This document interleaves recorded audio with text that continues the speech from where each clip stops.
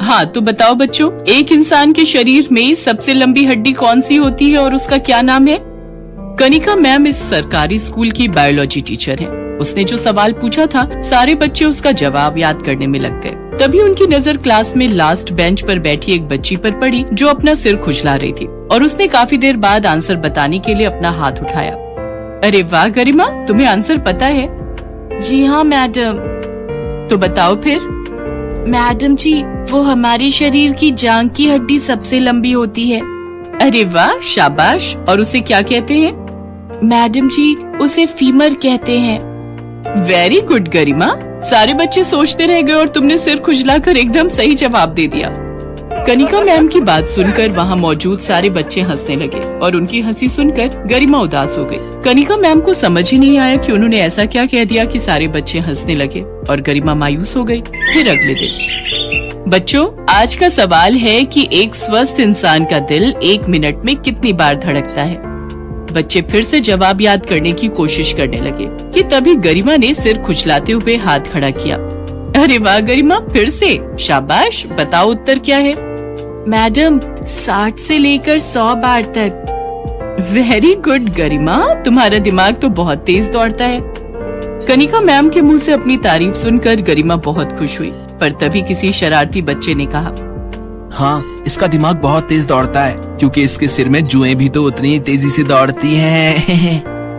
उस बच्चे की बात सुनकर फिर से क्लास के सारे बच्चे हंसने लगे। अब की बार कनिका मैम ने भी ये बात सुन ली थी। उन्होंने उस शरारती बच्चे को बहुत डांट लगाई और फिर उन्होंने गरिमा की तरफ देखा जो लगातार रोई जा रही थी, तो उन्होंने जाकर उसे समझाकर चुप करा दिया। फिर कुछ दिन बाद स्कूल में परीक्षाएं हुई, लेकिन गरिमा जो क्लास में सारे सवालों के जवाब सही देती थी, वो 100 में सिर्फ 40 नंबर ही ला पाई। उसके नंबरों को देखकर कनिका मैम हैरान थी, तो उन्होंने गरिमा को अपने पास बुलाया।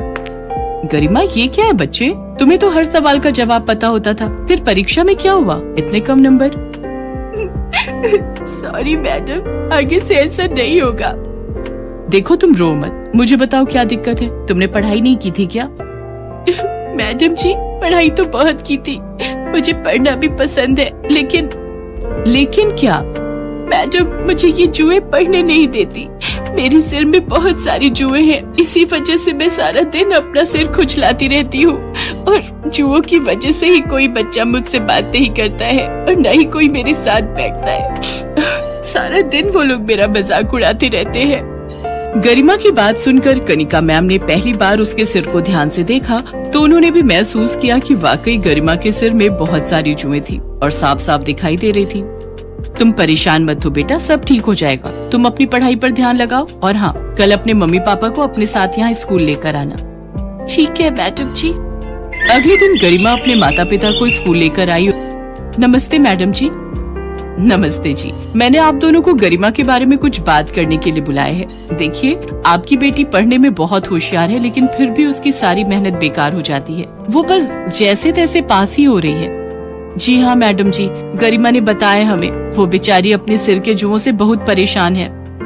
गरिमा ने हमें बताया था कि वो सारा वक्त अपने सिर में खुजली करती रह गई और उतने में पेपर का समय पूरा हो गया, जबकि उसे सब आता था, और फिर भी वो सब कुछ नहीं लिख पाई। हाँ, तो यही तो मैं आप दोनों से कहना चाहती हूँ कि गरिमा को अपने सिर की सफाई रखनी चाहिए और आप दोनों को इस बात पर ध्यान देना चाहिए। नहीं मैडम जी, बात वो नहीं है। वो अपना सिर साफ रखती है, रोज नहाती भी है, पर जुएं उसके सिर से जाते ही नहीं। उसकी इस बीमारी से तो हम बहुत परेशान हैं। देखिए, एक बात समझ लीजिए कि ये कोई बहुत बड़ी बीमारी नहीं है। कई बार गंदगी की वजह से सिर में जुएं पड़ जाती हैं, और कई बार कुछ और कारणों की वजह से भी ऐसा हो सकता है। मैडम, हमने इसका इलाज कराने की भी कोशिश की। वो एक डॉक्टर थे, डरला मोटोजी। हाँ, मैं समझ गई, डर्मेटोलॉजिस्ट। फिर क्या हुआ? उनकी फीस और इलाज बहुत महंगा था, तो हम उनके पास जा नहीं पाए। मैं एक छोटा सा किसान हूँ, मेरे पास ज्यादा पैसे नहीं है। अच्छा, एक काम कीजिए, मैं ये पता लिख कर दे रही हूँ, आप उन डॉक्टरों से मिल लीजिए। ये भी डरला मोटोजी हैं? हाँ, ये भी वही है और बहुत अच्छे डॉक्टर हैं। पर मैडम जी, इनकी फीस। आप फिक्र मत कीजिए, वो मेरे पति हैं, आपसे इलाज के पैसे नहीं लेंगे। कनिका मैम की बात सुनकर गरिमा के माता पिता को बड़ी राहत मिली। अगले ही दिन वो गरिमा को डॉक्टर आकाश के पास ले गए। अब डॉक्टर साहब नमस्ते। नमस्ते। डॉक्टर साहब, वो हमें मैडम जी ने भेजा है। अच्छा, तो आप गरिमा के माता पिता हैं और तुम गरिमा होगी, है ना? जी सर। आओ भाई गरिमा, यहाँ मेरे पास आकर बैठो। देखें तुम्हारे सिर की क्या हालत है। डॉक्टर आकाश ने गरिमा का सिर पकड़कर उसे अच्छे से देखा और फिर देखिए, ये गंदगी की वजह से नहीं है, बस थोड़ा सा इन्फेक्शन है।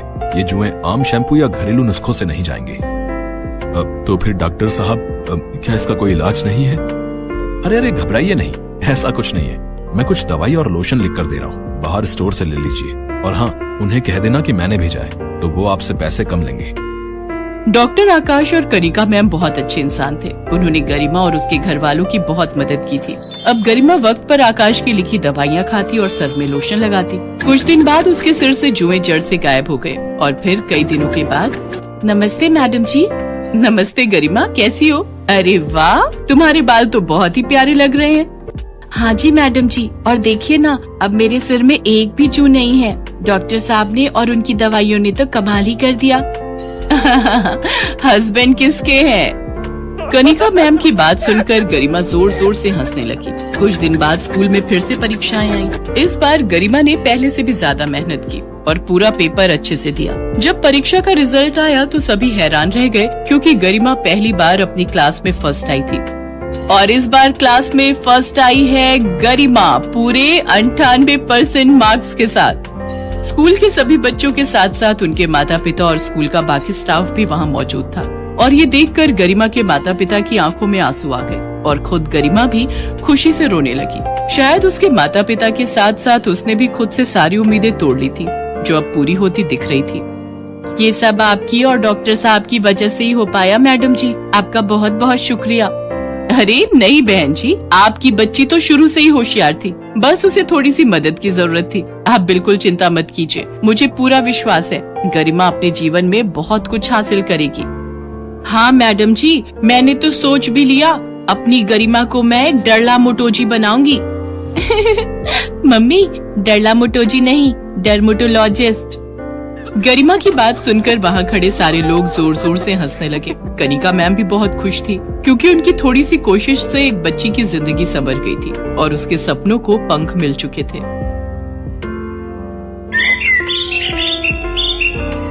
पारुल 10 साल की एक बहुत ही मासूम लड़की थी। उसके सिर पर बाल नहीं उगते थे, इस कारण वो गंजी थी। आस पड़ोस, रिश्तेदार और स्कूल में सब पारुल को गंजी या फिर टकली कहकर बुलाते थे। कभी कभी इस बात से पारुल बहुत दुखी हो जाती थी। ये देख पूजा, मेरी मम्मी मेरे लिए कल मार्केट से न्यू हेयर पिन लेकर आई है। अरे शीतल, ये हेयर पिन तो बहुत सुंदर है, मुझे ऐसी पिन्स मंगवा देगी? हाँ हाँ, क्यों नहीं। अरे संभाल कर, देखा जमीन पर गिरा दी। ओ गंजी, इधर आ। हाँ आती हूँ। ये हेयर पिन्स उठा कर दे। Thank you. अच्छा, तुझे चाहिए तो तेरे लिए भी एक सेट मंगवा दूंगी। नहीं, मुझे नहीं चाहिए। तू भी पागल है शीतल, ये गंजी अपने सिर पर हेयर पिन्स कैसे लगाएगी? ये तो गंजी है, गंजी। अरे मैं तो भूल ही गई थी, ये तो गंजी खोपड़ी है। तभी वहाँ क्लास टीचर आ जाती है और सब बच्चे खड़े हो जाते हैं। गुड मॉर्निंग बच्चों, आज आप सबके लिए एक बहुत अच्छी न्यूज है। हमारे स्कूल में एक बहुत बड़े लेवल का फैशन शो होने जा रहा है, इसलिए आप सब भी उसकी तैयारी शुरू कर लें। वाव, फैशन शो, फिर तो मैं ही सबसे सुंदर दिखूंगी। यार शीतल, तू तो बहुत घमंडी है, हम भी तो सुंदर लग सकते हैं, तू अपने बारे में क्यों सोचती है? ये बात तेरी अच्छी नहीं है। अरे नहीं नहीं, मेरा वो मतलब नहीं था, तुम सब भी सुंदर बन जाना। पर मैं एक रिच फैमिली से बिलोंग करती हूँ, तो मेरे मॉम डैड तो मेरे लिए महंगी ड्रेस खरीद ही देंगे। तेरे मम्मी पापा तो जॉब करते हैं ना, तो तेरे लिए इतनी महंगी ड्रेस नहीं खरीद पाएंगे। और मेरे तो बाल भी कितने लंबे और सुंदर हैं। मैं तो अपने बालों में पार्लर से कोई भी अच्छा सा स्टाइल बनवा सकती हूँ। तुम लोगों के बाल भी बहुत छोटे छोटे हैं, बिल्कुल उस गंजी पारुल की तरह। शीतल की बातों को सुनकर पूजा गुस्से में आ जाती है, पर वो उस वक्त उसे कुछ नहीं कहती। पारुल रोती हुई घर जाती है। पता नहीं कैसे स्कूल में मेरी बच्ची का एडमिशन करवा दिया। सारे बच्चे इसका मजाक उड़ाते हैं, कब तक सहन करेगी। बड़ी मुश्किल से तो ये स्कूल मिला है, हमारे बजट में भी है। और फिर बच्चे हैं, बच्चों की तो आदत ही होती है एक दूसरे का मजाक उड़ाने की। पारुल बिटिया, हमें कभी भी किसी की बात का बुरा नहीं मानना चाहिए। अगर हम ऐसे ही हर किसी की बात का बुरा मानने लगे तो जीवन काटना बहुत मुश्किल हो जाएगा बच्चे। अगले दिन पारुल स्कूल के लिए निकली, पर आज वो जिस रास्ते से जाती थी उस रास्ते से ना जाकर दूसरे रास्ते से स्कूल की तरफ चली जाती है। पर वो मन ही मन सोच में थी, पता नहीं स्कूल जाने का बिल्कुल भी मन नहीं हो रहा। मेरे साथ ऐसा क्यों हुआ? मेरे सिर पर बाल क्यों नहीं है? अगर मेरे सिर पर भी बाल होते तो मैं कितनी सुंदर लगती, फिर मेरा भी कोई मजाक नहीं उड़ाता। तभी पारुल को किसी के बुलाने की आवाज आती है। कोई बचाओ, मैं इस गड्ढे में गिर गई हूँ, मेरी मदद करो। अरे आप कौन हो? रुको मैं आपको बाहर निकालती हूँ। इन्हें बचाने के लिए तो मुझे रस्सी की जरूरत पड़ेगी। अब क्या करूँ? वो एक रस्सी पड़ी हुई दिखाई दे रही है। किसी तरह पारुल उस रस्सी की सहायता से एक औरत को गड्ढे से बाहर निकालती है। तुम्हारा बहुत बहुत शुक्रिया बहादुर लड़की, तुमने मुझे गड्ढे से निकालकर मेरी जान बचाई। कोई बात नहीं, आप मुसीबत में थी और मेरी मम्मी कहती है कि मुसीबत में हमें सबकी सहायता करनी चाहिए। पर आप इस गड्ढे में कैसे गिरी? मेरा नाम सोफिया है, मैं एक जादूगरनी हूँ। मैं कल रात जब अपने घर वापस जा रही थी तो रात के अंधेरे में मुझे ये गड्ढा दिखाई नहीं दिया और मैं इस गड्ढे में गिर गई। अगर आप जादूगरनी हो तो आप इस गड्ढे से बाहर क्यों नहीं आ सके? क्योंकि मेरा जादू सिर्फ दूसरों पर काम करता है, मैं अपने ऊपर अपने जादू का उपयोग नहीं कर सकती। तुमने मेरी सहायता की है, बताओ मैं तुम्हारी क्या मदद कर सकती हूँ? तुम्हें अगर मुझसे कुछ चाहिए तो मैं जादू से तुम्हें वो दे सकती हूँ। क्या आप जादू से कुछ भी दे सकती हो? हाँ बिल्कुल, तुम मुझसे जो भी मांगोगी और मेरे बस में होगा तो मैं अवश्य दूंगी। क्या आप मेरे सिर पर बाल उगा सकते हो?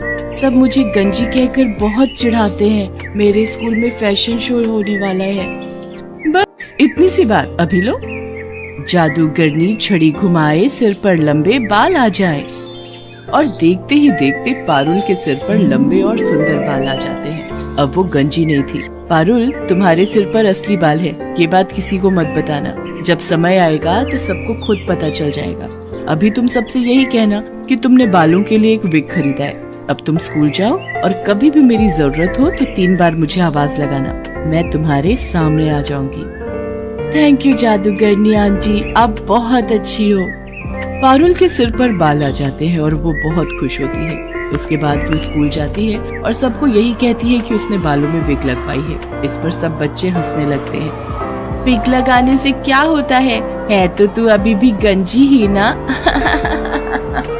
पारुल शीतल की बात का बुरा नहीं मानती।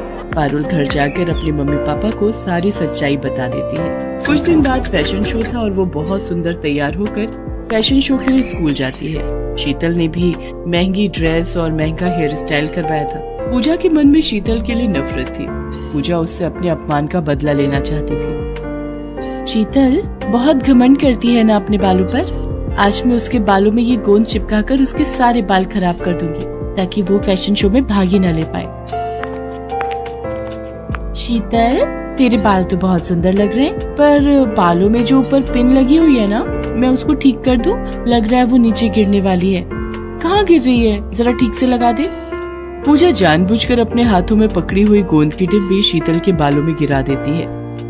ओह सॉरी शीतल, मेरे हाथ में तो गोंद की शीशी थी, तुम्हारे सारे बालों में गिर गई है। मुझसे गलती हो गई, मैंने ये जानबूझकर नहीं किया। पूजा, थोड़ी देर में फैशन शो स्टार्ट होने वाला है, तुमने मेरे सारे बाल खराब कर दिए। मेरे सारे बाल चिपक गए हैं, देखो मैं कितनी गंदी लग रही हूँ। अब मैं क्या करूँगी? शीतल रोने लगती है। सब बच्चे फैशन शो के लिए नीचे हॉल में पहुंच जाते हैं। शीतल क्लास में बिल्कुल अकेली बैठी थी। तभी पारुल वहां आ जाती है। उसे सारी बात पता चलती है। तुम चिंता मत करो, मैं अभी जादूगरनी आंटी को बुलाती हूँ, वो तुम्हारे बाल बिल्कुल ठीक कर देंगी। पारुल जादूगरनी को आवाज लगाती है और वो वहाँ आ जाती है। पारुल, शीतल ने तो हमेशा तुम्हारा मजाक उड़ाया है, फिर भी तुम इसकी मदद करना चाहती हो, पर इसके लिए एक शर्त है। अगर मैं शीतल के बाल ठीक करूंगी तो बदले में तुम्हें फिर से गंजा होना पड़ेगा। जादूगरनी आंटी, कोई बात नहीं, आप मुझे फिर से गंजा कर दो, पर मेरी दोस्त के बाल ठीक कर दो। शीतल पारुल की सारी बातें सुन रही थी। इसका मतलब पारुल के बाल असली हैं? इसने विग नहीं पहना? मैंने पारुल से कितनी नफरत की, उसका कितना मजाक उड़ाया, पर ये मेरे लिए फिर से गंजी होने को तैयार है। सचमुच मैं कितनी बुरी हूँ। पारुल कितनी अच्छी है। जादूगरनी आंटी, आप ऐसा कुछ मत करना। आप पारुल को फिर से गंजा मत करो। मैं फैशन शो में हिस्सा नहीं लूंगी। आप मेरे बाल ऐसे ही रहने दो। चिंता मत करो शीतल, मैं तो पारुल की परीक्षा ले रही थी।